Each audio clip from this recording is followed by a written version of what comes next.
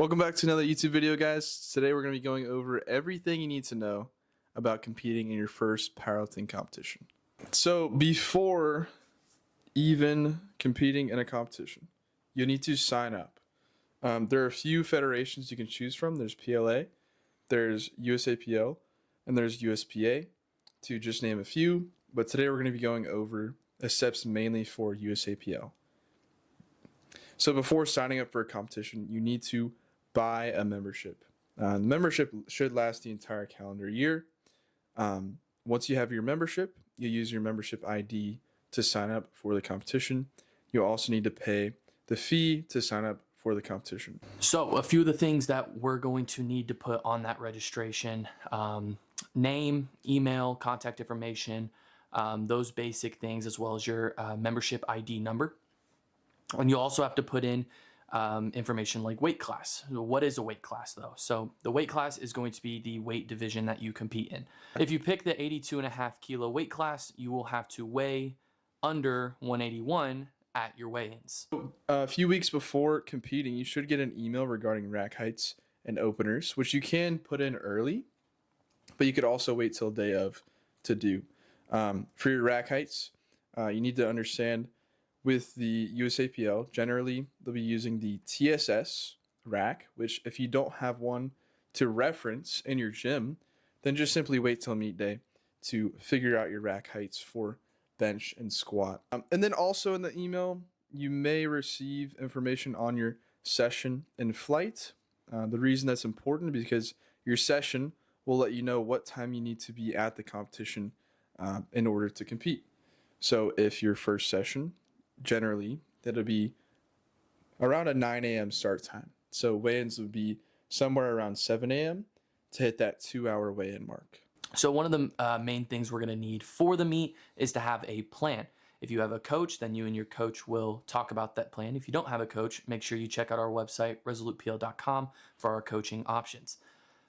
But it's going to be very important to have what we call a taper week leading into the meet. That's going to be mainly focused on the recovery of our bodies to get us ready for that meet day. Also keep in mind that you'll need to watch your weight as you go through this week too, especially if you tend to weigh heavier, so you can stay underneath that weight cap. If you need to change your weight cap, make sure you're doing it before the cutoff for that, which normally for most meets in USAPL is going to be 2 weeks out. Most importantly, with your first competition, just have fun. Learn the basics of the meet, get a feel for how meet day goes. Try to go in with no pressure for some crazy PRs. You're just learning. It's a good learning experience, so that you can set yourself up better for the next one. In this next section, we're going to talk about just things you need to bring to the competition. The obvious ones would be your equipment. A singlet and deadlift socks will be required, as well as some shoes for the platform. The optional ones would obviously be belt, knee sleeves, wrist wraps, which I would suggest wearing all of those. If you need some clarification on those three pieces of equipment, check out our gym bag essentials video. With this equipment, you need to check if it's on the approved list. So on the USAPL website, they should have a link to all of their approved equipment. So make sure all of your equipment aligns with that before you do bring it, just so you don't risk having to go without that equipment. So besides the things to be wearing on the platform, also just bring some simple things that you need to warm up, like a foam roller, a band, and whatever else you generally use. Now it's important to note, you can bring headphones and wear those in the warm-up room. Most people do in the gym to lock in, to get focused, especially if it's loud in the warm-up room. There's a lot going on. But it's important to note that you cannot wear the headphones on the platform. Optional, you can bring a coach/handler to be with you in the warm-up room.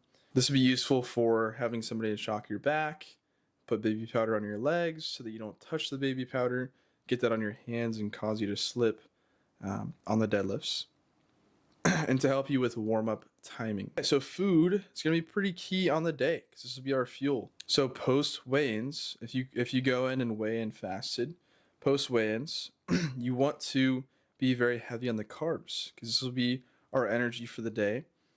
It'll be nice to have some protein too to keep you full. And then in between lifts, some fast digesting carbs, like some candy, and something that has simple carbohydrates in it would be perfect. It's important to note with food on meet day that you're not eating something that can upset your stomach. This seems pretty obvious, but some people, tend to pick a food that seems like it may be beneficial, but they have not eaten throughout training or previous to competition, and this could upset your stomach. So make sure that what you are eating is easily digestible for you. So other than food, you can bring pre-workout. You do want to make sure that whatever caffeine / pre-workout that you do bring is not on the WADA banned substance list. So make sure that you look over the ingredients of your pre-workout or energy drink and make sure there's no banned substances. The last thing regarding food / liquids would be electrolytes and water. Definitely want to have as much electrolytes and water as needed to make sure that you stay hydrated and that you're not cramping during lifts. So now we are actually at our meet day. The first thing that we're going to do is we're going to find where they're doing our equipment checks and our check-ins. You want to make sure you get checked in and verified that you are a competitor at the meet.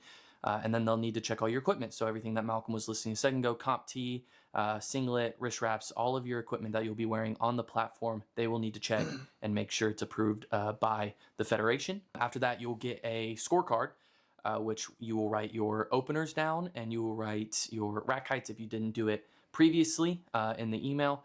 And then you also do your weigh-ins. So you'll go in with an official, get your weight, they'll put it on your card.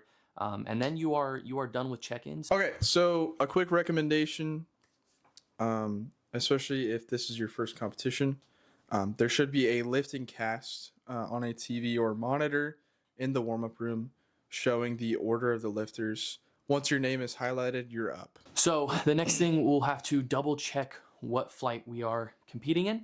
If you are flight A, that you are the first flight up. Each flight will go through all 3 attempts of each lift before the next flight begins. So for warm-ups, if you're in flight B or the second flight of the session, you'll want to start warming up more than likely when the first flight, flight A, begins their lifting. This is when you'll start your mobility work and start getting under the bar. We want to make sure that our warm-ups match as closely to the gym warm-ups we would normally take as possible. So on the note of attempts, it's important to have a plan beforehand. Open with something very reasonable. I think a good rule of thumb would be to open with something that would be your last warm-up in the gym when attempting a heavy single. Roughly plan to do about 85% of what you're planning to do for your third attempt. So if I'm planning to do 100 pounds on my third attempt, I'll shoot somewhere around 85 pounds for that opener to help me gauge how I'm feeling on the day. Considering the opener goes well, you didn't have to retake because of a failed attempt. We go up for the second attempt. I would say roughly 90 to 95% of that planned third attempt. This second attempt should be heavy enough to gauge if you're ready to take a PR or maybe just below the PR on that third attempt. Something to consider with these attempts, executing lifts in competition is quite often much harder than executing this in the gym because we do have to listen for commands and there are many rules to follow with each lift. Second attempt goes well. For our third attempt, we could potentially be going for a PR attempt. Now, really, the reason that we're doing PRs on meet day is because this is the day we best prepare for. In a normal training block, we're training through without a taper. With meet day, our fitness is high, our fatigue is low, and that's when we're most prepared to attempt a PR. So we have warmed up, we are prepared, and we are ready to actually begin the competition with our first lift, our opener on the squat. So you will wait for the bar to be loaded, to which the chief judge or the front judge will call out bar is loaded, and you will have a 1-minute timer to get the start command. And trust me, 1 minute is way longer than it sounds. It feels like an infinite amount of time. So once we have unracked and walked out, we're ready to start. We will then get the start command from the front judge. You will descend and we want to make sure that our hip crease is below parallel of the knee joint. Once we have reached that proper depth, we'll exact reverse of what we just did, stand back up, making sure that we are standing fully erect with everything locked out properly. You will then wait for the front judge to give you the rack command, to which you will rack the bar back on the rack. And you'll probably have a little bit of help as well from your spotters as well. You will have 3 spotters on the squat, 2 on the sides, and 1 behind you. Whenever the rack command is called, they will grab the bar and help you out. So once we have finished that first rep, you'll go back, you'll sit down, wait for the flight to kind of do its rotation until it's your turn again, to which you'll do your second. Same thing for the third. And then you will have a either 10-minute intermission if you are one of the later flights, or you will have to wait on more flights if you are at the beginning. Given that, you'll have some time to relax before you'll need to start warming up again for the bench press. So once we complete the squat, obviously we'll be benching next. So the rules we need to know, or the commands we need to know for the bench are 3 commands: is start, press, and rack. Once you set on the bench, once you've laid back on the bench and you have your feet planted, you can initiate the unrack whenever you're ready. Once you've unracked and the bar is motionless and your elbows are locked, they'll give you the start command. So when getting ready to unrack the bench, there will be a spotter who will give you a lift off. You can request to not have a lift off, or you can give them a guide on how exactly you want your lift off done. Once you reach your chest, the bar needs to be motionless. And at that point, the head judge will give you the press command. It's important to note that your hips need to stay in contact with the bench during this press. And so after you've initiated the press, you need to hold the bar at lockout with the elbows fully locked out and listen for the rack command. And that's when you can re-rack the bar. So after you do your opener, same thing for squats. The flight will finish out their openers, and then the order will repeat until y'all finish thirds. So this leads us to the final lift of our competition, the deadlift. So the deadlift is super simple. There is one command we need to know, and it is the down command. That is it. There's no start command, there's no pause command, there's no any other command, just down. Super straightforward. Same process as the other 2 lifts. They'll load the bar, they'll call bars loaded. You'll walk out and set up. And like I said, no start command. So you will simply set up, and when you are ready to go, you can initiate the lift. As long as you initiate the lift before the 1-minute clock runs out, you are good to go. So the rules that we need to be focused on for the deadlift is A, no downward motion. We can't have the bar going down whatsoever. It needs to be a fluid upward motion. We need to make sure at the top of our lockout that we are fully locked out. Our knees and our shoulders must be locked out completely. We can't have soft shoulders. We can't be drooping over. After locking out, the chief referee will give you the down command. We need to make sure that we are not dropping or slamming the weight onto the platform. That will disqualify the lift. We want to follow the bar down to the ground in a controlled manner. It doesn't have to be a tempo, but in a controlled manner. Follow the bar down to the ground till it's still, and you can get up, you'll get your lights, and then you can move on. After that, you'll do the same process, rotate through the openers, rotate through the second attempts, do the third attempts, and once you're finished with your third attempt on deadlift, you've completed your first competition. After that, you can wait with your coach or your family, whoever you're with, for awards, and then you are finished. All right, guys, so if you enjoyed the video, make sure you like, subscribe, comment, share with your friends. Make sure to follow us on Instagram as well as subscribing to our YouTube channel.